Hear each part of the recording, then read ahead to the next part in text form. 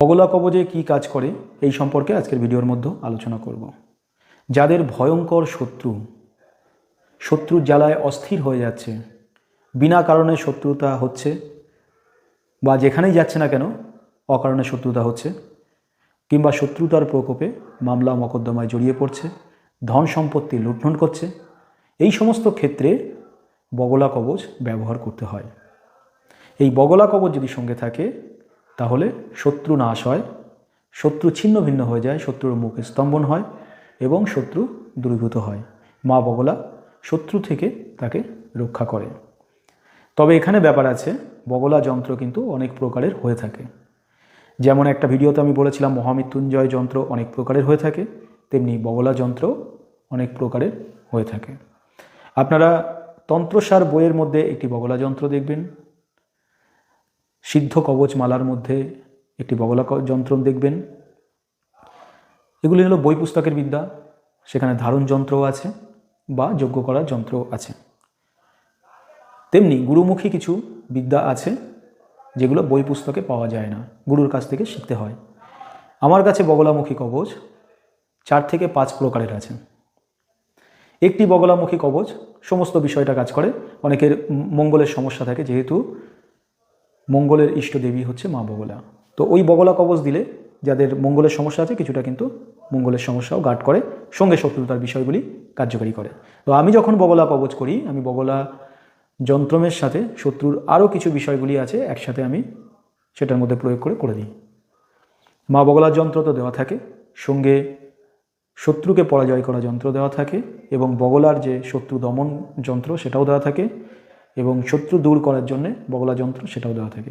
তো এর ফলে কি হয়, যার উপরে মামলা মকদ্দমা হচ্ছে, কেস কামারিতে জড়িয়ে পড়ছে, বিনা কারণে শত্রুতা করছে এবং শত্রু বিভিন্ন দিক দিয়ে তাকে ফাঁসিয়ে দিচ্ছে, অকারণে তাকে ফাঁসিয়ে দিচ্ছে, অথবা এমন এমন মানুষ আছে তাদের শুধু শত্রুতা হতেই থাকে, মারধরও পর্যন্ত তারা খেতে থাকে। তো সেই সমস্ত ক্ষেত্রে বগলামুখী কবচ যদি তার সাথে থাকে, তো মা বগলার কৃপাতে শত্রুর হাত থেকে সে রেহাই পায়, এবং মামলা মকদ্দমা ফেসে গেলেও বা বিবাদে ফেসে গেলেও সেগুলো থেকে সে মুক্তি পায় এবং রক্ষা পায়। কোনো জায়গায় ধরো লড়াই চলছে, মামলা চলছে, সেই মামলাতেও কিন্তু বগলা কবচের মাধ্যমে সে জিতে ফিরে আসে। তবে আমি সবসময় ভালোর দিকটা কাজ করি, তো এই কারণে দেখা গেল যে আপনি দোষ করেছেন ভয়ঙ্করভাবে, আপনি মামলায় ফেসে গেছেন এবং কবচ ধারণ করে বাঁচতে চাইছেন, সে ব্যাপারটা আমি কতটা কী হবে আমি জানি না। তবে আপনি দোষ করেননি, সেক্ষেত্রে তাবিজ ধারণ করেছেন, মা বগলার আশীর্বাদে আপনি অবশ্যই সেটা থেকে মুক্তি পাবেন এবং দ্রুত মুক্তি পাবেন। শত্রুতা, যে কোনো শত্রুতার কারণ হোক না কেন, সেই সমস্ত শত্রুতার কারণ মা বগলার কৃপাতে আপনি কিন্তু সহজেই মুক্তি পাবেন।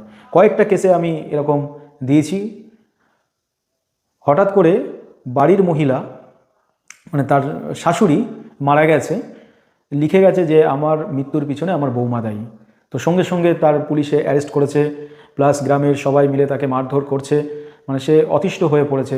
কেস কামারিতে তো ফেসেছেই, সঙ্গে পাড়ার লোক তাকে বাস করতে দিচ্ছে না। সঙ্গে সঙ্গে তাকে বগলা কবচ দিলাম, তার কিন্তু সমস্ত মামলাটাই মিটে গেল, এমনকি গ্রামের লোকে যে ভুল বুঝেছিল সেটাও কিন্তু তার পক্ষে হয়ে গেল।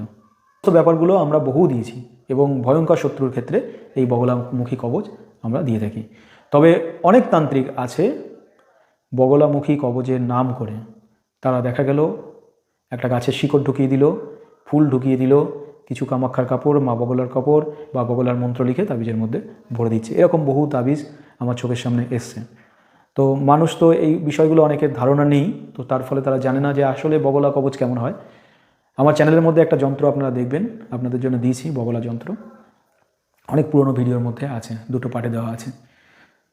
তো যন্ত্র সবসময় একটা ছক হয়, তার মধ্যে বিভিন্ন ধরনের মন্ত্র লেখা থাকে, সেগুলি ভূজ্যপত্রে লিখে কিছু দ্রব্য তার মধ্যে দিতে হয়, দিয়ে পুজো পাঠ কিছু বিধি নিয়ম থাকে, সেগুলো করে তাবিজের মধ্যে ভরতে হয়। সেটাই হয় মা বগলা যন্ত্র। কিন্তু কোনো গাছের শিকড় বা কোনো কাপড় বা কোনো কিছু ফুল দিয়ে সেগুলো কিন্তু বগলা কবচ হয় না। সেই কবচের হয়তো নাম হতে পারে অন্য কিছু, যে বা কাজ হবে না আমি এটা বলবো না, অনেক গাছের শিকড় দিয়েও কাজ হয়, তবে সেটা বগলা কবচ নয়, সেটা অন্য একটা কবচ, গাছের শিকড় দিয়ে কবচ ভরা হলো, সেটা আলাদা ব্যাপার, কিন্তু সেটা বগলার নাম দেওয়া যাবে না। তো অনেক তান্ত্রিকরা সেইগুলো করে বগলা নাম দিয়ে মানুষকে দিচ্ছে। তো সবসময় তাবিজ তৈরি হয় যন্ত্র দিয়ে, তার এক একটা নাম থাকে, বগলা থাকে, মহামৃত্যুঞ্জয় থাকে, নরসিংহ থাকে, বরাহ থাকে, গড় চক্র, সুদর্শন চক্র। আমার এই চ্যানেলের মধ্যে একটা বড় ভিডিও আছে, আপনারা দেখবেন। তার মধ্যে লেখা আছে যে এই কবচগুলি সবথেকে বড় কবচ, কবচগুলি ধারণ করলে কেউ আপনাকে ক্ষতি করতে পারবে না।